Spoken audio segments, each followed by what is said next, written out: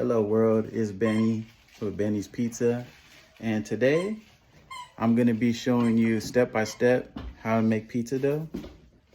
Today's topic is going to be pizza. I love it, you love it, pugs love it, everybody loves it. So I'm going to give you like the step by step. I'm following a recipe. I'm going to try to follow the recipe just to show you guys. Once you guys have your own recipe, you can follow your own recipe, you have your go-to. Right now, I don't really per se have a go-to because I'm just kind of experimenting. So today I'm going to be following, I Googled it online. I just Googled New York pizza dough recipe. So this is the dough recipe. And let's see if you guys can see that. So I'm going to follow that. It says it makes like 2 pizzas, 2 14-inch pizzas. So that's what we're going to go with. And I have my ingredients today. So my ingredients call for 400 grams of bread flour. So I'm using the King Arthur whole wheat flour. I really like this flour. I didn't have any bread flour, but I'm going to use this. I think it'll be a little bit comparable.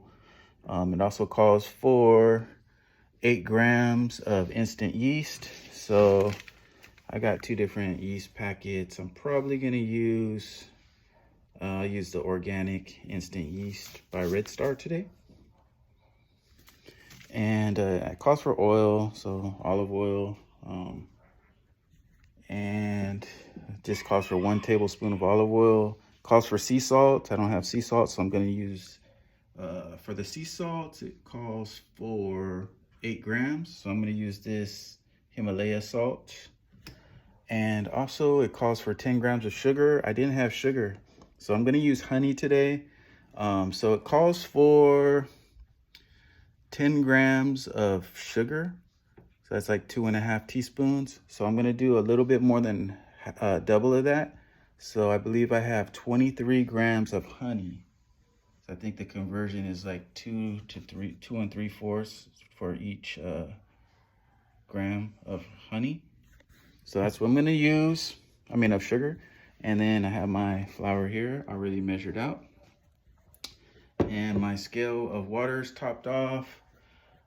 So I'm ready to go. So for the water, I'm really trying to follow the recipe. So I'm going to give you guys play-by-play what it calls for. I'll try to put a link to this recipe in the video. 250 grams of room temperature water is what I got. And it's purified water. Okay, so first it says in a large mixing bowl or stand mixer, if you like, stir together the flour, yeast, salt, and sugar. So that's what we're gonna do. Flour. Get the yeast. Check this.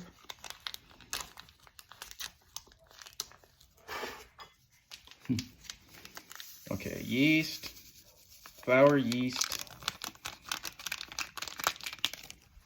salt, and sugar.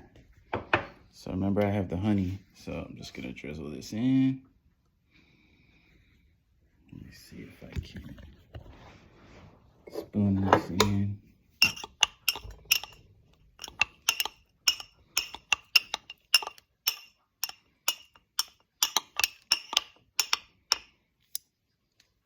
Okay, I think that's good. Okay. Please excuse me with the video. Just kind of last minute decided I want to make dough. Tomorrow is gonna be the day of the kids here in Mexico. So El Dia de Niños. So I think my grandson is gonna come over. So my wife's baking cookies and I'm kind of doing surprises. He loves pizza. So I'm gonna have my dough ready by tomorrow and we can see if he wants to make pizzas. We'll make some pizzas as well. Okay, so I got my my stuff in the mix. Now it says pour in the water and mix well by hand or with a wooden spoon. So I'm gonna go over to I got my KitchenAid here. Water's already incorporated. Okay, so I'm gonna pour this in. All right. Just pour it in, get most of it in that you can. Honey's a little sticky, so make sure I get that in there. Okay, that's it. Lock them in. Now, can't really see my speeds, but I'm gonna go slow just to mix it first, get it incorporated.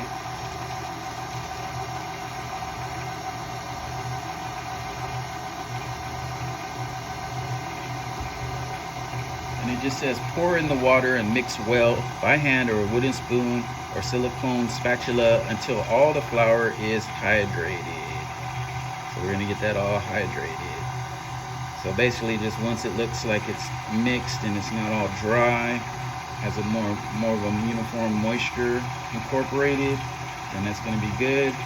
And the next step is gonna call for olive oil. This recipe is asking for 1 tablespoon of olive oil.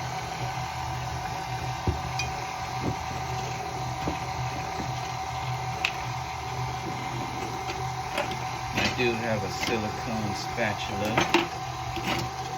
Maybe able to process a little bit with it. If you're gonna stick anything in your mixer, guys, just be careful.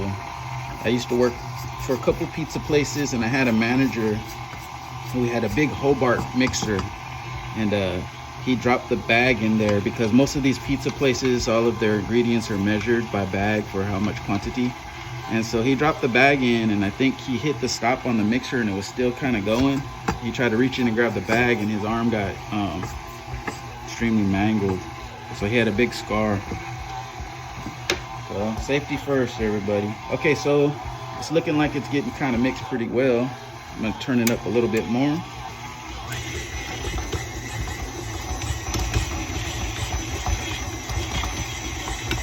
And I'm gonna turn it back down. I'm gonna put in my olive oil. It says 1 tablespoon, so I'm gonna eyeball it. That looks like about a tablespoon. We're just trying to get some lubrication in there. Speed them back up. Now it's saying knead dough for 10 minutes. So you guys can see it. So we're gonna knead this for 10 minutes.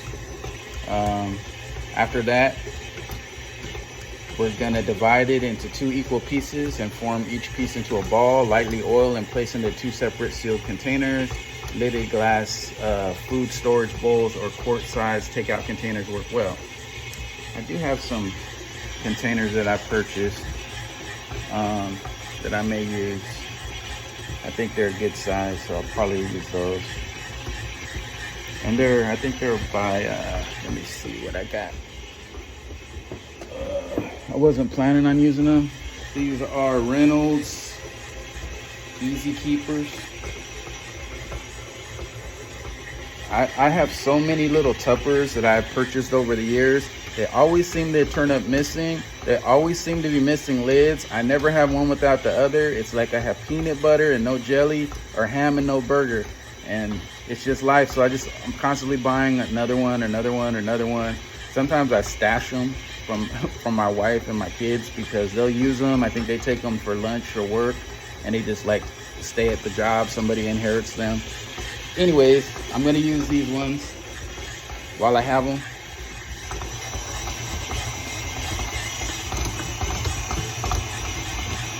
Now, I haven't used this King Arthur's whole wheat flour before. I've used the bread flour, I've used the all-purpose flour, I used the 00 flour, pizza flour.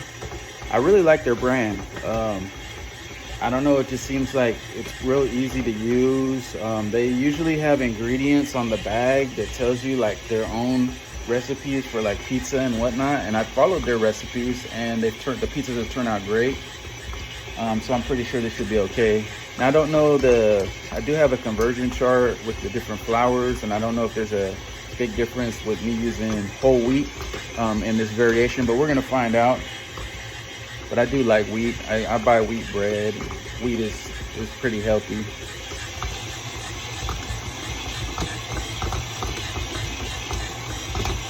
So we're gonna go 10 minutes with this. I'm gonna split it up into balls. I'm gonna put it into my containers. So I'm gonna get those ready.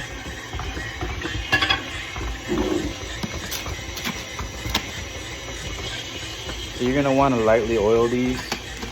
So, oh, I want to mention also, guys, if you do have a digital scale, it's very helpful when it comes to these ingredients. If you don't have a digital scale, it's good to kind of do some research and try to just crunch the numbers on the conversions. I took time, and I've like on separate occasions I broke down baker's percentages and conversion from flours. So 1 cup equals 120 grams. It's really good to know that stuff, guys. So I'm not an experienced baker. Baking is actually very difficult. I respect everybody that's done it and knows it and that has perfected the science, because it is a science. You know, and you throw off your measurements or anything, it does really affect your product and the end product. So try to follow your recipe the best you can. Don't be afraid to experiment. That's how we learn. You might have a happy accident on occasion and try something that just works. I think I put a beer. I didn't have yeast, so I put beer in one time, and it turned out pretty good. Had a nice little flavor to it.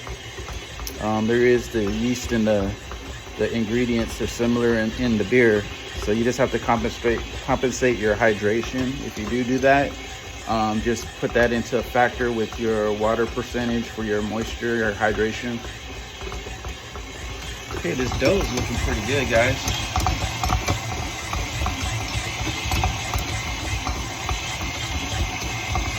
I think it's been about 6 minutes, so I'm gonna go with that.